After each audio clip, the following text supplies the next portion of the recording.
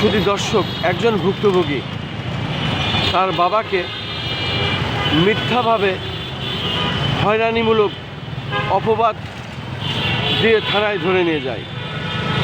এই ছেলে তার বাবার জন্য আজকে এসেছে, সাংবাদিকদের শরণাপন্ন হয়েছে ন্যায় বিচার পাবার স্বার্থে।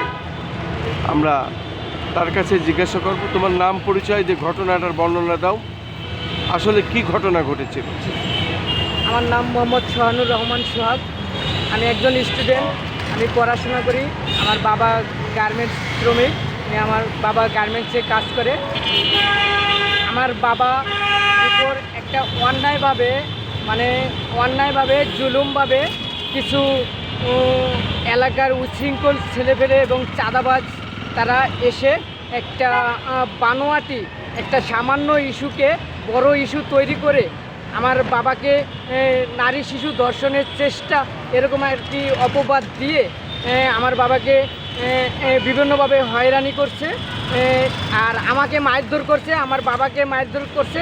আমি এটা সঠিক তদন্ত এবং যাচাই করার জন্য কথা বলতে গেছি এবং যাচাই করতেছি, তখন দেখতেছি যে আমার বাবা পজিটিভ, কিন্তু তবুও ওনারা বানিয়ে আমার বাবাকে বিভিন্নভাবে হ্যারাসমেন্ট করতেছে এবং আমাকে টাকার নেওয়ার জন্য ওনারা বলতেছে যে তোমরা টাকা দিলে তোমরা এখান থেকে রেহাই পাবা, মুক্তি পাবে। এই বিষয় নিয়ে কোনো আলোচনা আর হবে না।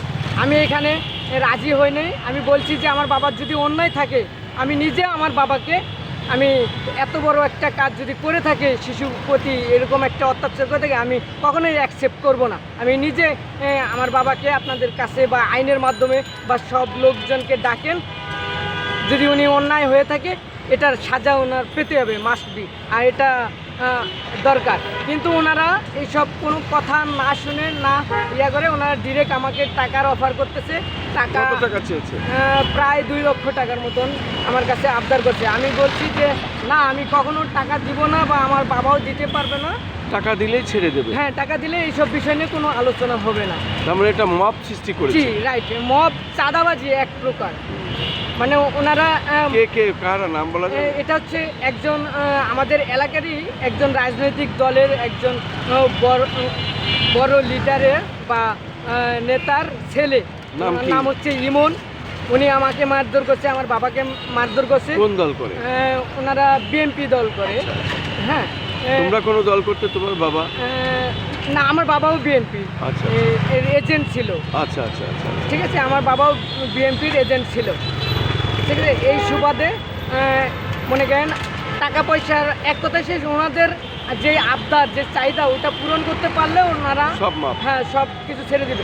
আমি এটা রাজি না হয়ে নর্মাল ইস্যুতে আমি সবাইকে যাচাই করতে বলছি। দরকার হলে আইনি প্রক্রিয়ার মাধ্যমে সব কিছু যাচাই করেন সঠিকভাবে, যদি অন্যায় থাকে যা শাস্তি দেওয়ার আমার বাবাকে দিয়ে।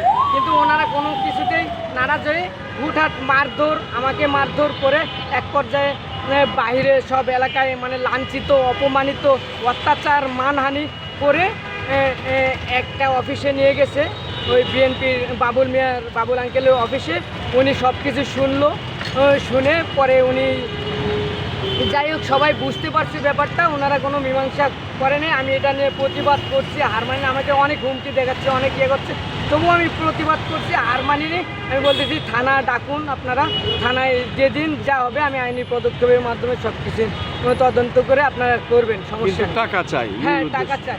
পরে ওনারা কি করলো, দেখতেছি যে এলাকার মানুষ সবাই মারার জন্য, ইয়ে করার জন্য স্টেপ নিয়ে আসে বা এরকম কোনো কিছু, তখন ওনারা সবাই মিলে থানার মধ্যে হ্যান্ড ওভার করে। আমি একটু স্বস্তি বোধ করছি যে আমার বাবাটা একটু সেফ, মানে অন্যায়কারী যারা অত্যাচার জুলুম করতেছে তাদের কাছ থেকে আমার বাবা অন্তত নিজের শরীরটাকে বাঁচাইছে।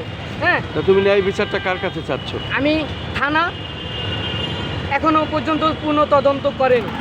থানায় আমার বাবা সারা রাত ধরে আটক আছে, প্লাস এলাকার কোনো ব্যক্তিবর্গ তারাও এটার কোনো পূর্ণ ন্যায় বিচারটা কার কাছে চাচ্ছ? আমি ন্যায় বিচারটা আপনাদের সাংবাদিক যারা আছেন, যারা সত্যের পথ উন্মোচন করেন, তারা আপনারা যাচাই করবেন, করে যদি আমার বাবা লিগেলি এই অন্যায় করে থাকে, আপনারা একদম লিগ্যাল প্রসেসে ভিডিও ক্লিপ সহকারে পুলিশ থাকবে, আপনারা থাকবেন, আপনারা যা আইনি পদক্ষেপ নেওয়া আমার বাবাকে শাস্তি দিবে।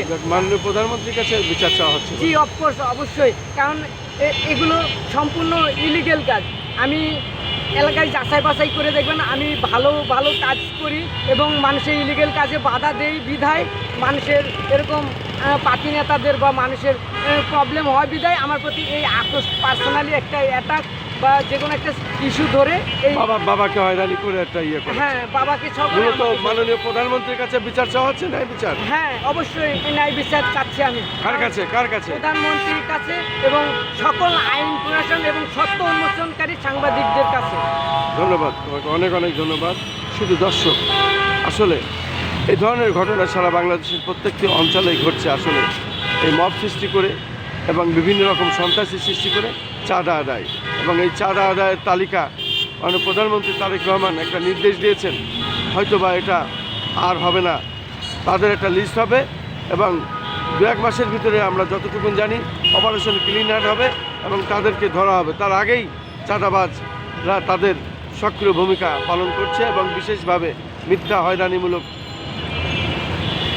অভিযোগ দিয়েই তারা চাঁদা কালেকশন করছে। এটা আসলে খতিয়ে দেখার দরকার। রাষ্ট্রেরই মাননীয় প্রধানমন্ত্রীর প্রতি আমাদের আকুল আবেদন।